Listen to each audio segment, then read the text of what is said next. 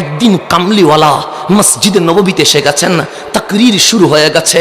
আমি তাকরীর করি নাই, অন্য কেউ তাকরীর করি নাই, পৃথিবীর সর্বশ্রেষ্ঠ মডেল জিনার কোনো মেসাল নাই, ওই রহমতুল্লিল আলামিন আজকে কোরআনের তাফসীর করছে। দেখলেন সবাই সুন্দর করে বসেছে, কিন্তু এক গরিব সাহাবী, নাম তার জুলাইবিব, কেউ নাম কোনোদিন জিজ্ঞেস করে নাই, কোনায় বসে আছে। কামলিওয়ালা বক্তব্য দিতে দিতে হঠাৎ থেমে গেলেন, ডাক দিয়ে বললেন, সাহাবী আমার, ওই কোনায় যে বসে আছে তারে কি তোমরা চিনো? আতারিফুহু, তোমরা কি ওকে চিনো? তখন সাহাবায়ে কেরাম বলে, লা, নবীর জীবনে কখনো নাম জিজ্ঞেস করি নাই।